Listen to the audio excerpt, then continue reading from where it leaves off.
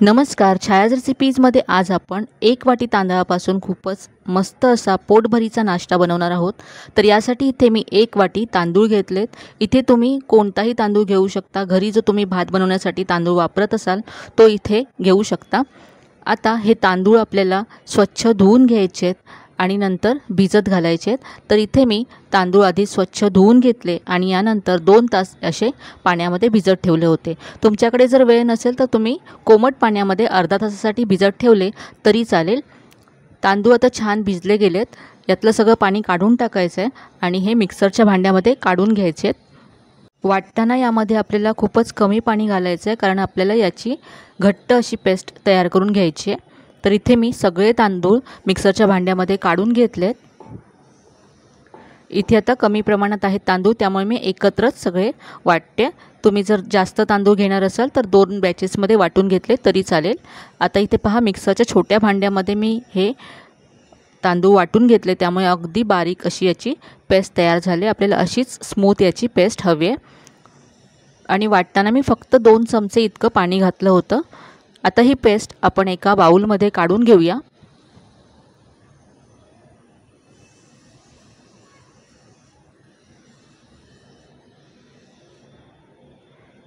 आता इथे मी 2 छोट्या आकाराचे बटाटे शिजवून घेतले, सोलून घेतले, नंतर असे कुस्करून घेतलेत। जर मोठा बटाटा असेल तर एकच घेतला तरी चालेल।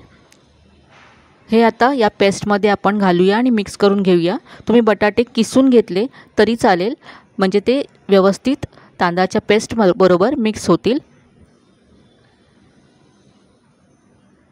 हे सगळं आता छान एकजीव करून घ्यायचं आहे।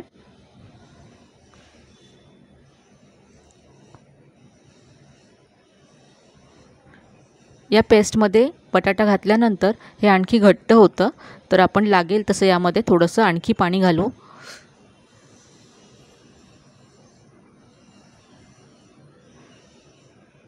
तर इथे पहा, हे असं छान एकजीव करून घेतल्यानंतर यामध्ये मी 2 चमचे इतकं पाणी घातलं आणि मिक्स करून घेते।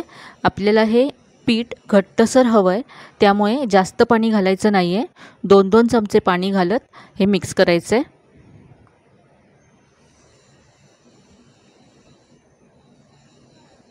तर इथे पाहू शकता, हे असं हवं आहे आपल्याला पीठ। आता यामध्ये घालण्यासाठी आपण भाज्या परतून घेऊया। तर इथे मी गॅसवरती एक तडका पॅन गरम करत ठेवला आणि यामध्ये 1 मोठा चमचा तेल घातले। तेल गरम झाल्यानंतर अर्धा चमचा मोहरी घालायची आहे। मोहरी तडतडली, अर्धा चमचा जिरं घातलं आहे। यानंतर यामध्ये बारीक चिरलेला कढीपत्ता घालायचा आहे। कढीपत्ता असा बारीक चिरून घालायचा, म्हणजे स्वाद खूप छान येतो। यानंतर इथे बारीक चिरलेली हिरवी मिरची घालते। हिरवी मिरची तेलावरती परतून घ्यायची आहे। ही मिरची जास्त तिखट नाही आहे, त्यामुळे मी थोडीशी जास्त घातली। यानंतर यामध्ये किसलेलं आलं घालायचं आहे। हे सुद्धा परतून घेऊया। आता यामध्ये भाज्या घालायच्या आहेत। तर इथे मी बारीक चिरलेला कांदा घातला आहे। यानंतर किसून घेतलेला गाजर घातला आहे। इथे तुम्ही भाज्या तुमच्या आवडीप्रमाणे घालू शकता। भाज्यांचं प्रमाणसुद्धा तुमच्या आवडीप्रमाणे कमी जास्त करू शकता। यानंतर इथे मी बारीक चिरलेला टोमॅटो घातला, बारीक चिरलेली शिमला मिरची घातली। याबरोबरच तुम्ही इथे स्वीट कॉर्नचे दाणेसुद्धा घालू शकता। आता या भाज्या आपल्याला परतून घ्यायच्या आहेत। सॉफ्ट होईपर्यंत या भाज्या परतून घ्यायच्या। भाज्यांवरती मी थोडंसं मीठ घालते, फक्त भाज्यांपुरतं चिमूटभर मीठ घातले। तर इथे भाज्या पहा सॉफ्ट झाल्यात अगदी।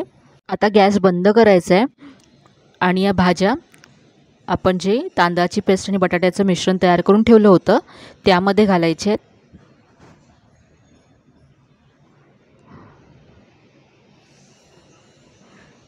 तर यामध्ये या सगळ्या भाज्या मी काढून घेते।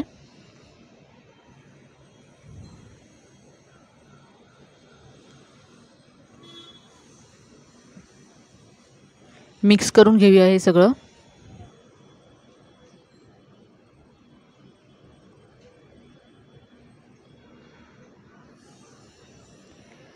हे सगळं मिक्स केल्यानंतर यामध्ये मी चवीप्रमाणे मीठ घातलं आहे आणि थोडीशी बारीक चिरलेली कोथिंबीर घातली आहे।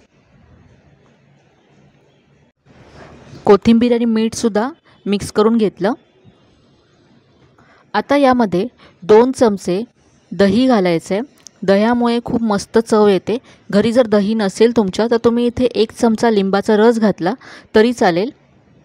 दहीसुद्धा या मिश्रणाबरोबर मिक्स करून घेऊया. आता यामध्ये चिमूटभर बेकिंग सोडा घालायचा आहे.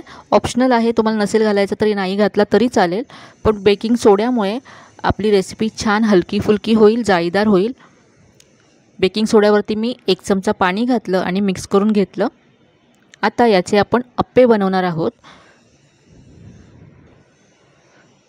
तर इथे मी अप्पे पात्र गॅसवरती गरम करत ठेवलं आहे. यामध्ये थोडंसं तेल घालायचं आहे. तुमच्याकडे जर अप्पे पात्र नसेल किंवा तुम्हाला याचे अप्पे बनवायचे नसतील तर तुम्ही नॉनस्टिक तव्यावरती, नॉनस्टिक पॅनवरती किंवा जो डोसा तवा असतो आपला त्यावरती तुम्ही याचे पॅनकेकसुद्धा बनवू शकता. किंवा जर छोटा जो तडका पॅन असतो त्यामध्ये सुद्धा तुम्ही याचे पॅनकेक बनवू शकता. आता यावरती आपण पीठ घालूया. या पिठामध्ये आपण बटाटा आणि भाज्या घातल्या त्यामुळे या अप्प्यांची चव खूपच मस्त लागते. आणि पुढे आपण एक चटणीसुद्धा बनवणार आहोत, झटपट चटणी बनवणार आहोत ज्याबरोबर हे अप्पे खूपच छान लागतात. तर इथे मी सगळं भांडं भरून घेतलं आहे. आता यावरती झाकण ठेवायचं आहे. गॅसची फ्लेम मंद करायची आहे आणि 2 ते 3 मिनटं हे अप्पे एका बाजूने भाजून घ्यायचे आहेत. तर इथे साधारण 3 मिनटं झालेत. आपण झाकण काढून पाहूया.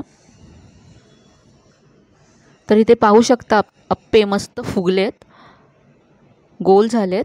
आता आपण हे उलटून घेऊ आणि दुसऱ्या बाजूने सुद्धा हे भाजून घेऊ. रंग पाहू शकता किती मस्त खरपूस रंग आला अप्प्यांना.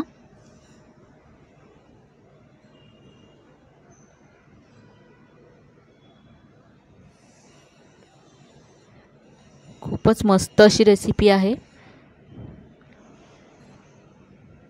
तर इथे सगळे अप्पे मी असे उलटून घेतलेत. आता यावरती पुन्हा झाकण ठेवायचं आहे आणि 2 ते 3 मिनटं भाजून घ्यायचेत.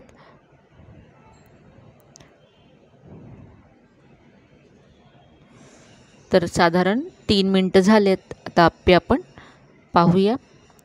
तर इथे पाहू शकता दोन्ही बाजूने अप्पे छान मस्त असे भाजले गेलेत आणि अगदी गोल झालेत, हलके फुलके आणि आकाराने दुप्पट झालेत. काढून घेऊया. तर खूपच कमी तेलामध्ये होणारी अशी ही रेसिपी आहे.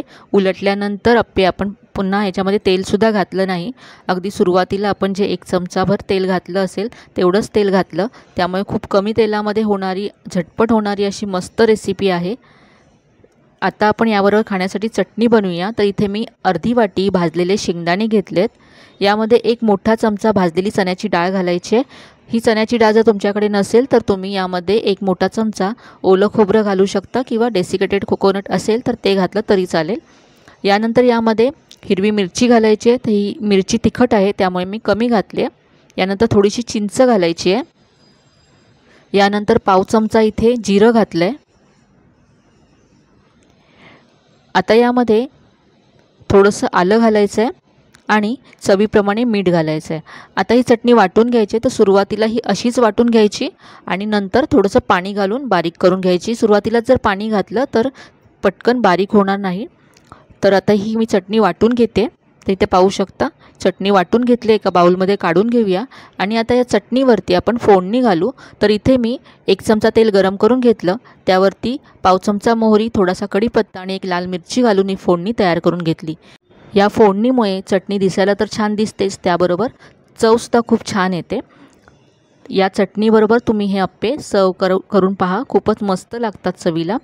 तर आता आपण अप्पे सर्व करूया. तिथे पाहू शकता अप्पे आणि चटणी तयार आहे. तर इथे पहा किती मस्त रंग आला आहे आणि अगदी हलके फुलके आणि स्पॉन्जी झालेत. तर इथे मी तुम्हाला एक तोडून दाखवते. आतपर्यंत अगदी हे जाळीदार होतात.